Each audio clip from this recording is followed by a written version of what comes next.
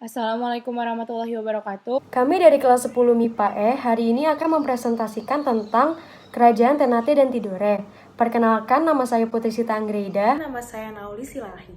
Nama saya Layalia Jasmine, absen 14. Saya Muhammad Alvin. Saya Muhammad Nyosisir Koda. Saya akan menjelaskan proses Islamisasi Maluku Utara. Proses Islamisasi Maluku Utara itu tidak terlepas dari kegiatan perdagangannya. Jadi kan Maluku itu penghasil terkenal akan rempah-rempahnya. Dia terkenal sebagai penghasil rempah-rempah. Jadi banyak bangsa-bangsa lain itu datang ke Maluku untuk membeli rempah-rempah. Terus dia juga berdagang di sana. Nah, bangsa-bangsa itu ada bangsa-bangsa yang memeluk agama Islam kayak pedagang-pedagang dari Arab, Persia gitu-gitu.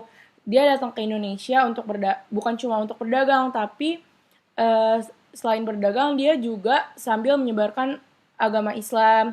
Atau ada beberapa pedagang yang menikah dengan orang-orang Indonesia. Nah, karena pernikahan tersebut tersebarlah agama Islam di Maluku. Terus ada juga yang mengatakan bahwa agama Islam itu disebarkan sama pedagang-pedagang dari Pulau Jawa. Jadi kan Maluku sama Pulau Jawa itu memiliki hubungan perekonomian yang erat gitu. Jadi ada pedagang-pedagang Jawa itu datang ke Maluku untuk mengajarkan agama Islam di sana. Terus salah satu tokoh terkenal yang menyebarkan agama Islam namanya Datu Maulana Hussein. Nah, nanti dia itu berperan penting untuk Kesultanan Ternate. Selanjutnya, terbentuknya Kesultanan Ternate. Jadi kan sebelum menjadi kesultanan, Ternate itu sebelumnya kerajaan. Dia punya raja yang namanya Kolono Gapi Baguna. Nah, karena tadi ada kegiatan perdagangan yang mendatangkan banyak pedagang-pedagang yang memeluk agama Islam, terus di sana juga udah mulai disebarkan nih agama Islam oleh pedagang-pedagang tersebut. Terus salah satu tokoh penyebar agama Islam yang tadi namanya Datuk Maulana Hussein akhirnya berhasil membuat si pemimpin Ternate ini, Kolono Gapi Baguna, untuk memeluk agama Islam pada abad ke-15. Nah, setelah itu Kolono Gapi Baguna, setelah memeluk agama Islam, Kolono Gapi Baguna itu mengubah namanya menjadi Kolono Marhum. Setelah ia mengubah namanya, kan dia udah memeluk agama Islam, terus dia ngajarin tuh ke anaknya yang namanya Zainal Abidin. Dari kecil dididik agama Islam. Terus setelah masa pemerintahan Kolono Gapi Baguna selesai, Zainal Abidin menggantikan ayahnya menjadi Raja Ternate. Nah, pada masa pemerintahannya itu, ia mengubah gelar Kolano itu diganti sama dia menjadi Sultan. Terus karena udah diganti menjadi Sultan, berubah dong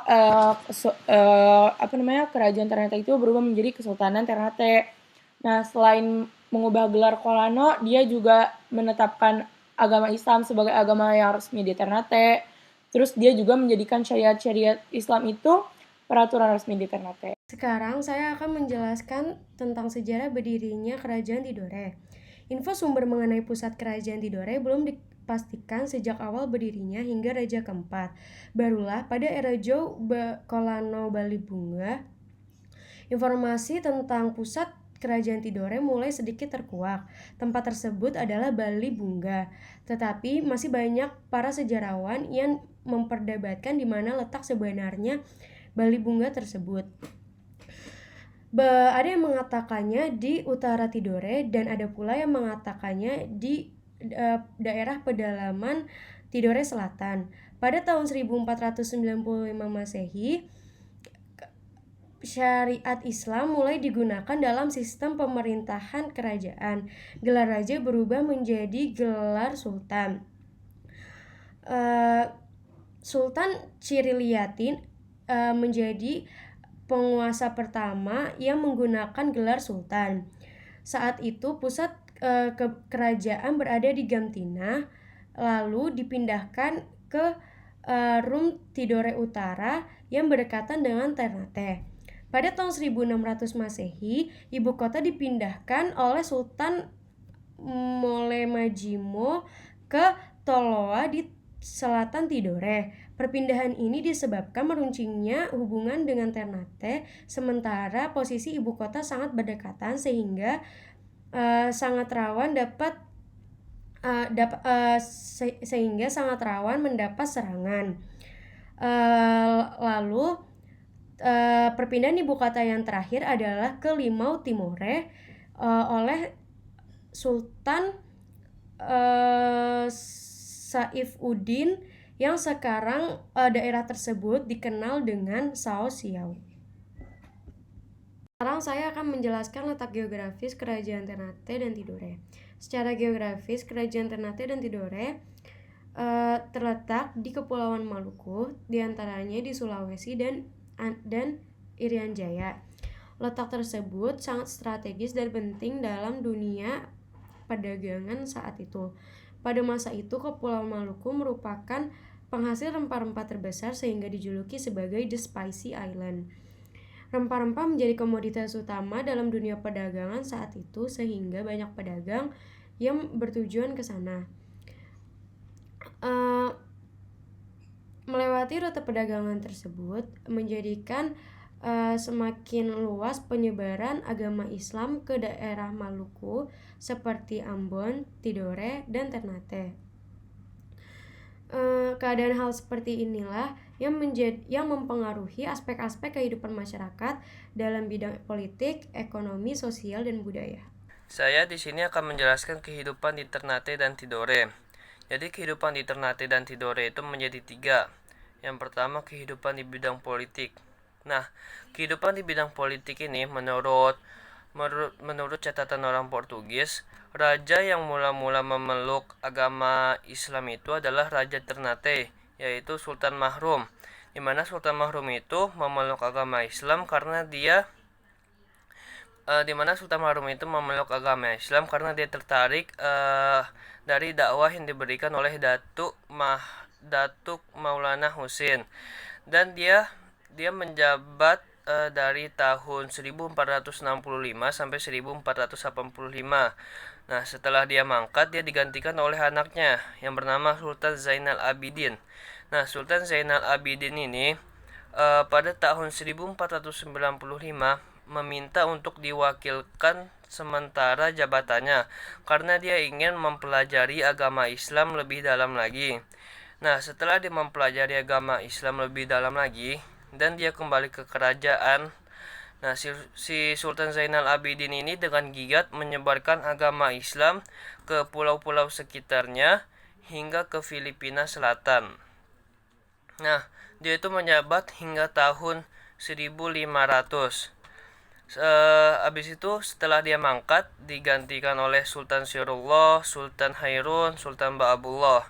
Nah, pada masa Sultan Hairun ini untuk pertama kalinya Maluku mengadakan hubungan perdagangan dengan bangsa asing, yaitu Portugis. Di mana kala itu Portugis meminta untuk monopoli perdagangan. Tentu saja rakyat Ternate tidak ingin melakukan monopoli perdagangan, dan pada saat itu terjadilah perang terbuka. Habis itu pada masa Sultan Ba'abullah pada tahun 1575, Sultan Ba'abullah ini dapat mengusir bangsa Portugis. Habis itu pengaruh dan wilayahnya ini sangat luas. Bersamaan dengan itu, agama Islam juga menyebar dengan luas. Kemudian dia juga dapat membentuk armada laut yang cukup kuat sehingga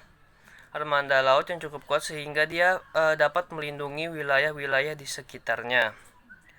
Nah, kemudian kita lanjut yang kedua, yaitu kehidupan di bidang ekonomi. Nah, kehidupan di bidang ekonomi itu aktivitas pertanian dan perdagangan merupakan aktivitas utamanya, dan di mana hasil utama pertanian rakyat Maluku ini adalah cengkeh dan pala, di mana cengkeh dan pala ini berfungsi untuk obat-obatan dan berfungsi untuk di daerah yang terdapat musim dingin atau di daerah yang dingin. Oleh karena itu, rempah-rempah membuat aktivitas pertanian dan perdagangan di perdagangan di Maluku ini maju dengan pesat. Yang ketiga, kehidupan di bidang sosial dan budaya. Nah, yang pertama bidang sosial. Jadi, Portugis itu datang ke Maluku itu tidak hanya untuk mengadakan hubungan perdagangan dan tidak hanya untuk mendapatkan rempah-rempah, tetapi dia juga menyebarkan agama Katolik yang disebarkan oleh Franciscus Saverius. Nah ya, dia menyebarkan di daerah Halmahera, Ternate, dan di Ambon, yang dimana sebelumnya sudah berkembang agama Islam. Oleh karena itu, agama telah mewarnai kehidupan sosial masyarakat Maluku. Nah, yang budayanya. Budaya masyarakat Maluku ini bisa dibilang itu sedikit. Kenapa? Karena aktivitas utamanya itu terfokus pada bidang perekonomian, yaitu pertanian dan perdagangan. Nah, tetapi ada salah satu budaya yang terkenal, yaitu Istana Sultan di Ternate dan Masjid Kuno di Ternate. Saya akan menjelaskan Uli Lima dan Uli Siwa. Uli Lima adalah persekutuan dagang yang dipimpin oleh Kesultanan Ternate.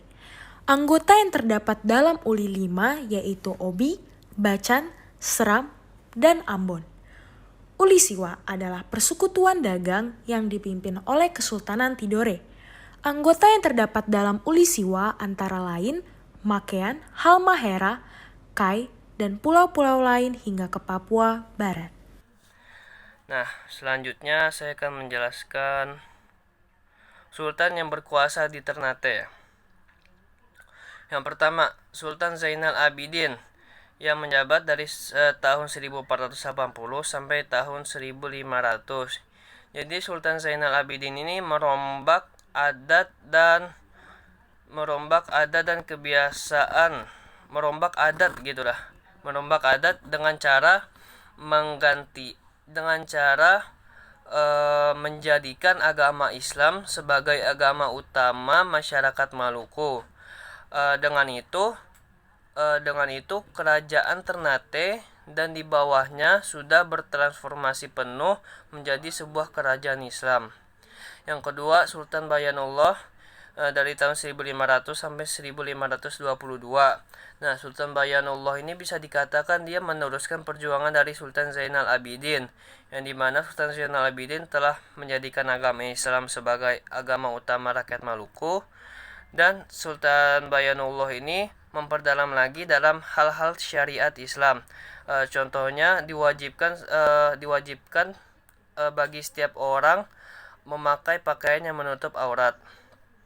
Yang ketiga, Sultan Abu Hayat II dari tahun 1529 sampai 1533. Sultan Abu Hayat II ini bisa dikatakan dia lebih ke politik untuk melawan penjajah atau melawan Portugis. Yang keempat, Sultan Tabarigi dari tahun 1533 sampai 1534. Jadi Sultan Tabarigi ini bisa dikatakan juga dia tidak terlalu berpengaruh. Kenapa? Karena dia telah diasingkan oleh bangsa Portugis atau oleh orang Portugis, karena di mana kala itu Portugis sudah leluasa dalam menaklukkan Maluku. Nah, yang kelima itu Sultan Khairun Jamil. Jadi Sultan Khairul Jamil ini dikenal sebagai orang yang arif, tegas, pemberani, dan muslim yang taat serta toleran. Dimana dikatakan dia muslim yang taat serta toleran karena pada masanya dia meminta, atau bangsa Portugis meminta untuk menyebarkan agama Katolik. Kemudian Sultan Khairun Jamil ini menyetujuinya, tetapi hanya untuk orang-orang yang ateis. Tetapi bangsa Portugis ini atau orang-orang Portugis ini melanggar janjinya, dan dia menyebarkan juga ke orang yang sudah beragama Islam. Oleh karena itu orang-orang yang sebelumnya beragama Islam ada yang terpengaruh dan beralih kepada agama Katolik. Tapi dia membiarkannya karena dia sangat toleran kepada orang-orang yang beragama selain dari Islam. Dan yang terakhir itu Sultan Ba'abullah 1570 sampai 1583. Seperti yang saya jelaskan tadi, Sultan Ba'abullah ini dia dapat mengusir bangsa Portugis dan kuasa dan wilayahnya itu pengaruhnya sangat luas. Habis itu bersama dengan itu agama Islam juga menyebar dengan luas. Habis itu dia juga dapat membuat armada laut yang cukup kuat sehingga dapat melindungi wilayah-wilayah di sekitarnya. Jadi kalau sultan yang paling berpengaruh itu dapat diperdebatkan, tetapi kelompok kami memilih sultan itu Sultan Ba'abullah yang menjabat dari tahun 1570 sampai 1583. Kenapa? Karena dia dapat mengusir bangsa Portugis, yang dimana bangsa Portugis itu sulit untuk diusir dari Maluku karena sudah bertahun-tahun. Tetapi pada masa Sultan Ba'abullah, bangsa Portugis dapat diusir dari Maluku dan kuasa di wilayahnya itu sangat luas, dan dia juga dapat menyebarkan agama Islam juga dia juga dapat menyebarkan agama Islam secara luas. Dan yang terakhir, dia dapat membuat armada laut yang cukup kuat sehingga dapat melindungi wilayah-wilayah di sekitarnya. Sekarang, saya akan menjelaskan sultan yang berkuasa di Tidore. Pertama, Kolano Syahjati alias Muhammad Nakil bin Jafar Ashidik. Yang kedua, Sultan Ciririyati alias Jamaluddin yang berkuasa pada tahun 1495 sampai 1512. Yang ketiga, Sultan Ngora Malamo alias Alauddin Syah yang berkuasa pada tahun 1626 sampai 1631. Yang keempat, Sultan Saifuddin alias Joukotta yang berkuasa pada tahun 1657 hingga 1674. Yang kelima, Sultan Syaidul Jihad Amiruddin Saifuddin Shah Muhammad El Mabus Kaicil Paparanganjo Barakatinuku yang berkuasa pada tahun 1797 sampai 1805. Yang keenam, Sultan Husain Shah yang berkuasa pada tahun 2012 hingga sekarang saat ini. Menurut kami, sultan yang paling berpengaruh adalah Sultan Nuku yang berkuasa pada tahun 1797 hingga 1805, yang dimana ia berhasil menyatukan Ternate dan Tidore untuk melawan Belanda yang dibantu oleh Inggris. Sekarang saya, Muhammad Nyosi Serokoda, akan menjelaskan tentang pengaruh bangsa Eropa di Ternate. Jadi ini terbagi menjadi 3 bagian ya. Ada masa Tabariji, ada masa Khairun Jamil, sama masa Babullah. Jadi ada 3 bagian. Terus ya udah, pertama saya ngejelasin yang awal dulu, yaitu Tabariji. Ya. Jadi awalnya itu si Portugis kan pernah ngeganggu sih keadaan Kesultanan Ternate ya pada sekitar tahun 1512 ya. Dia kan pergi ke daerah Maluku kan dengan tujuan berburu rempah-rempah, karena emang kerajaan Ternate itu terkenal sama rempah-rempahnya ya. Jadi habis dia pergi ke daerah Maluku, dia ngefitnahin Sultan Tabariji. Si Sultan Tabariji ini dia itu sultan pada masa itu ya. Jadi dia ngefitnah bahwa Sultan Tabariji ini pembunuh dari penjabat tinggi Portugis di Maluku pada tahun 1534. Nah, habis difitnah, si Sultan Tabariji ini dia langsung menyerah. Dia menyerah dan dia menyatakan dirinya sebagai orang Katolik. Nah, habis itu dia juga merelakan Ternate sebagai bagian dari kerajaan Portugis. Nah, tujuan dia ngelakuin ini apa? Tujuan dia ngelakuin ini biar dia nggak dapat hukuman dari si Portugis. Terus dia itu keputusan memeluk agama Katolik ini, ada yang bilang karena kemauan dia sendiri, ada yang bilang karena terpaksa ya. Nah, lanjut. Oh ya, jadi dia menyerahkan Ternate ke kerajaan Portugis, sama dia memeluk agama Katolik, dia dibawa ke Malaka ya. Iya, dia dibawa ke Malaka buat ngelakuin peradilan ya. Habis itu udah ya, itu masa Tabariji, sekarang masa Khairun Jamil. Nah, si Khairun Jamil itu dia kan ngegantiin si Tabariji kan ya. Nah, habis itu jadinya dia ngedengerin tentang kejadian antara Portugis dan Tabariji serta keputusan dari Tabariji untuk masuk agama Katolik dan menyerahkan kerajaan si Portugis. Nah, si Khairun Jamil ini gak suka dengan keputusan si Tabariji. Jadi dia nyuruh warga-warganya dan rakyatnya, oh ya, dia jadi raja dan dia nyuruh rakyatnya itu kalau misalnya si Tabariji ini pulang ke Ternate lagi, jadinya nggak boleh jadi dia nggak boleh masuk ke Ternate kalau dia pulang. Tapi dia ternyata emang nggak pulang karena si Tabariji ini meninggal dalam perjalanannya ke Malaka, dari Malaka, ya. Habis itu karena hmm, karena Khairun Jamil ini ya emang nggak berpihak ya pada si Portugis. Jadi si Khairun Jamil ini mendapat respon negatif dari Portugis dan akhirnya ia ditewaskan. Dia diajak ya ke benteng salah satu menteri Portugis. Habis itu di benteng itu dia ternyata dibunuh, diasasinasi. Nah, habis itu ada masa Babullah. Nah, si Babullah ini dia itu anaknya si Khairun Jamil tadi. Jadi dia itu ingin revenge istilahnya. Dia ingin balas dendam kepada Portugis atas karena habis ngebunuh ayahnya ya.